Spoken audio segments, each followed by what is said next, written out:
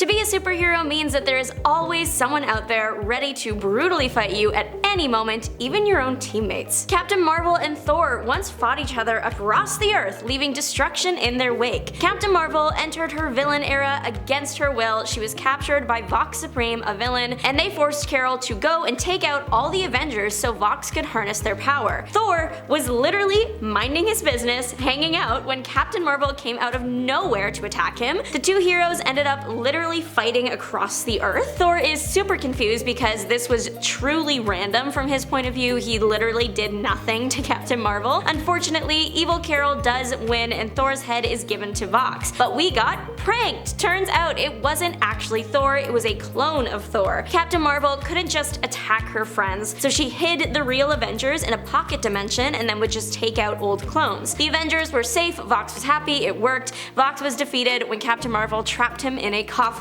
Literally. Ultimate Captain America got his revenge on a Chitauri that was disguised as a Yahtzee with an N general that the Captain met during World War II. It sounds like a lot because it was. Obviously, Captain America hated the general, no matter if he were the actual human or the alien, so when the guy appeared in the modern day while the aliens were invading Earth, Cap got the chance to get some long-awaited revenge, and he took that chance. The fight was fiery, literally, and gruesome. The alien was putting in the work and nearly won, but then just had to mock the Captain and tell him to say, "I surrender." Captain America doesn't say those words, and the burst of anger gives Cap the upper hand. He managed to get the alien under him and used his shield to make the alien's chest into two pieces. Pretty much anytime Deadpool is involved in a fight, it gets ugly, and his brawl with the Hulk is no different. Deadpool Volume 3 Issue 4 features Wade Wilson receiving some pretty bad medical news. His healing factor isn't working as good as it used to, and it's getting worse every day. His healing factor is the only thing keeping Wade alive because he has a very serious form of cancer. The fix lies in radiation. Deadpool's cellular degeneration was slowed down due to the high amounts of gamma radiation in him. To make the process work as fast as possible, it would be best if Wade got gamma radiation that was already attached to an organic base. The Hulk has lots of gamma radiation and he has the organic base flowing through his veins, so Deadpool heads out to find the Hulk to get his cure. Deadpool does come in with a bang and the Hulk doesn't want to cooperate, so the two start fighting. What makes the fight so hard is that the Hulk doesn't really bleed. Deadpool tries almost everything and nothing works until he grabs a very broken, very sharp pipe. If it works, but I imagine it also probably hurt. Captain America Civil War the movie was a hard watch for MCU lovers. There were lots of politics and moral dilemmas in this movie that weren't always there in past movies,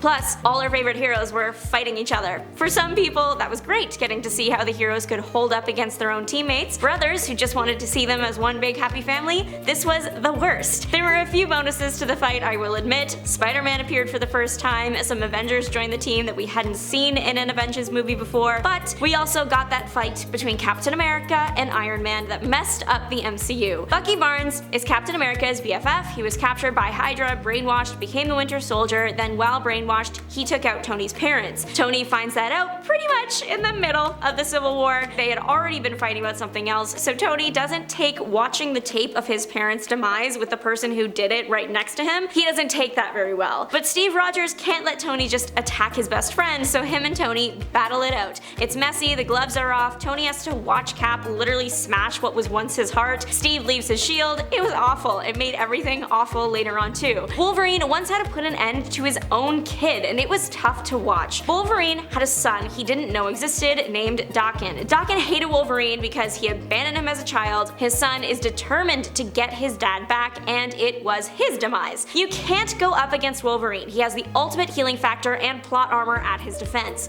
Still, Daan tries, and he actually almost succeeds as he used one of the only confirmed ways one might end a Wolverine: drowning. Daan does just try and drown Wolverine. He does it while making Wolverine watch one of his students get attacked. But of course, Wolverine gets out of the tank, but now has to fight his own son. Wolverine wins, we saw that coming, but it doesn't mean the win was a good one. To take his son out of the picture, Wolverine used the method guaranteed to take out a Wolverine. He had to do it in a puddle. To make it even sadder, the writers decided to put in fake flashbacks of what life could have been like for the Wolverine family had things been different. Pulls at the heartstrings, honestly. Anytime an Avenger goes up against another Avenger, it hurts to watch. Thor and Iron Man's fight is no exception. This lead up to the face-off between the two Avengers involves the Superhuman Registration 50 States Initiative and and Hurricane Katrina, two things I never expected to go together. After the hurricane, Thor travels to the affected city and he feels awful because he thinks he could have stopped it. Just overall, he is feeling a lot of feelings. Iron Man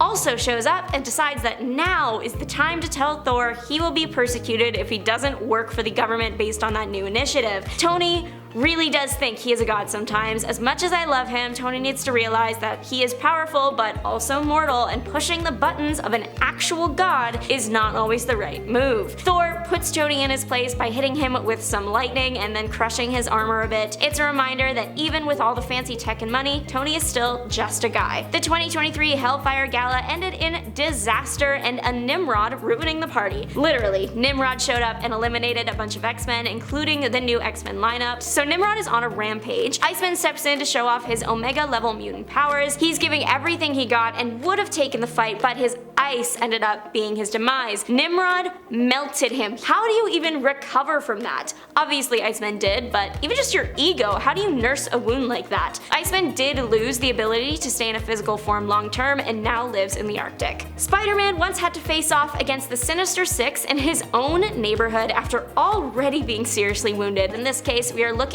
at the Ultimate Spider-Man, specifically about the time the Ultimate Spider-Man actually passed on. Peter had already been in a few fights leading up to the big one. He even took a bullet for Captain America before his big final battle, so he's at like 50% health. The Sinister Six, Green Goblin, Doc Ock, Sandman, Kraven the Hunter, Electro and Vulture have all escaped and are now out to put an end to Spider-Man once and for all. They end up in Spidey's neighborhood, except Doc Ock, he was taken out by Green Goblin. So instead of Peter coming home to peace and quiet and a bed to heal in, he comes home to 5 of his worst enemies ready to fight. Despite being wounded, Peter holds his own, taking out all the villains except Green Goblin. It honestly is a miracle that Peter lived as long as he did. When it's just Green Goblin and Peter, the Goblin just will not go down. It isn't until he gets personally acquainted with a truck Mary Jane was driving that Peter even gets a bit of an upper hand. Taking the opening, Peter lifts that truck and smashes it twice over the Goblin. That makes the truck explode and Peter gets thrown and perishes in the grass surrounded by his family, grateful he could at least save them. But you know what's wild? The Green Goblin still survived all that. He woke up long enough to smirk and then actually was done for. Infinity War and Endgame broke the internet and the hearts of MCU fans all over the world. As said before, Iron Man and Captain America are still not seeing eye to eye, so they are fighting with their own teams on opposite sides of the world, but fighting for the same goal: to get alien invaders off Earth and of course stop Thanos. The most brutal thing that happened in the first movie, I think we are all going to be on the same page when I say it was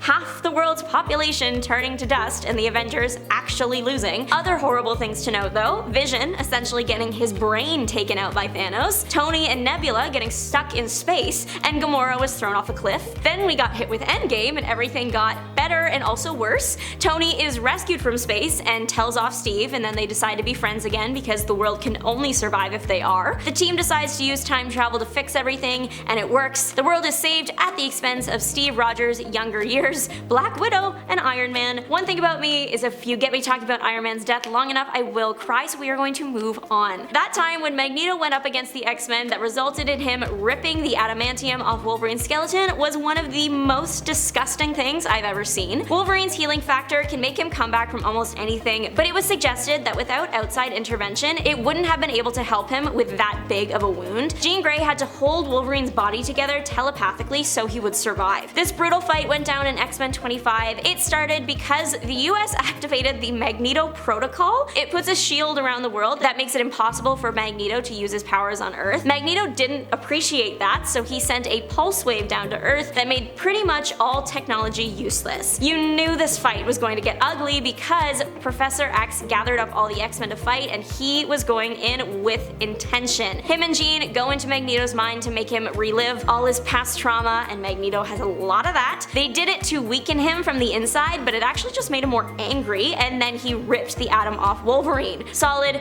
0 out of 10 experience for everyone involved. Thanks so much for tuning in. Don't forget to like, subscribe, and make your mark on the comment section down below. Let me know your favorite or dream Marvel brawl. This is Juliana signing off. Bye!